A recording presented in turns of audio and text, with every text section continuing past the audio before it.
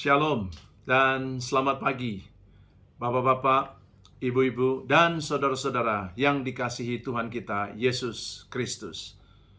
Bacaan Alkitab kita pada hari Selasa tanggal 9 Agustus 2022 atau juga minggu ke-9 sesudah Pentakosta ini diambil dari kitab Hakim-Hakim pasal 2 ayat 10 sampai ayat 16 yang menyatakan, setelah seluruh angkatan itu dikumpulkan kepada nenek moyangnya, bangkitlah sesudah mereka itu angkatan yang lain, yang tidak mengenal Tuhan ataupun perbuatan yang dilakukannya bagi orang Israel.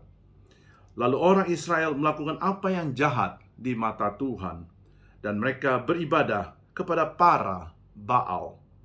Mereka meninggalkan Tuhan, Allah nenek moyang mereka yang telah membawa mereka keluar dari tanah Mesir, lalu mengikuti Allah lain dari antara Allah bangsa-bangsa di sekeliling mereka dan sujud menyembah kepadanya, sehingga mereka menyakiti hati Tuhan. Demikianlah mereka meninggalkan Tuhan dan beribadah kepada Baal dan para Asitoret.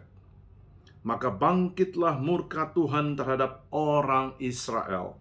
Ia menyerahkan mereka ke dalam tangan perampok dan menjual mereka kepada musuh di sekeliling mereka, sehingga mereka tidak sanggup lagi menghadapi musuh mereka.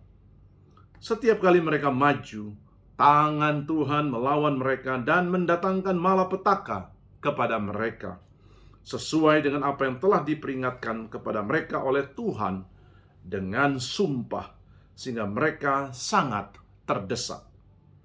Maka Tuhan membangkitkan hakim-hakim yang menyelamatkan mereka dari tangan perampok itu. Demikianlah pembacaan Alkitab. Bapak, Ibu, saudara-saudara yang dikasihi oleh Tuhan kita, Yesus Kristus. Renungan kita pada pagi hari ini adalah berbicara tentang perjalanan bangsa Israel. Selanjutnya muncul angkatan yang tidak mengenal Tuhan ataupun perbuatan yang dilakukannya. Akibatnya, mereka melakukan apa yang jahat di mata Tuhan dan beribadah kepada Baal dan para Asitoret. Kejahatan sosial yang setara dengan dosa spiritual ini membangkitkan murka Tuhan atas Israel. Jika dahulu Tuhan menyerahkan musuh-musuh Israel dan membuat mereka menang atasnya, kini Tuhanlah yang melawan Israel sehingga mereka sangat terdesak.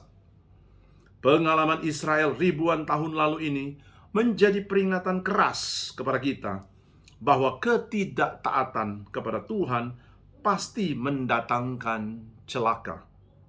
Sebab tidak ada keselamatan di luar kasih karunia Tuhan. Meski demikian, Tuhan tetap berusaha untuk menyadarkan dan menyelamatkan umatnya. Ia membangkitkan para hakim sebagai pemimpin yang mengarahkan kehidupan Israel agar kembali kepadanya. Demikianlah kehadiran para hakim dan pemberian hukuman menjadi alat Tuhan mendidik umatnya. Saudaraku, zaman terus berubah dan melahirkan berbagai generasi dengan karakteristik yang berbeda-beda. Antara lain, ada generasi X, ada generasi Y, ada generasi Z, dan sekarang generasi Alpha. Kemajuan zaman juga ditandai dengan perkembangan teknologi yang memberi kemudahan dan kenyamanan. Namun disinilah kita ditantang untuk dengan kreatif dan konsisten mewariskan iman kepada generasi baru supaya mereka mengenal Tuhan yang mengasihi dan menyelamatkan mereka. Bapak Ibu yang dikasihi oleh Tuhan Yesus Kristus, bacaan Alkitab hari ini juga mengingatkan kita betapa pentingnya pengalaman iman tentang dan bersama Tuhan. Pengalaman demikian menolong kita untuk menjadi Kristen dewasa yang mengikut Tuhan bukan karena keturunan atau tradisi semata-mata. Inilah yang disebut Paulus dengan pengenalan akan Yesus Kristus. Pengenalan itu jauh lebih mulia daripada semuanya. Karena itu, marilah kita giat bersaksi tentang Tuhan dan perbuatannya, agar banyak orang mendengar, percaya, dan diselamatkan. Amin.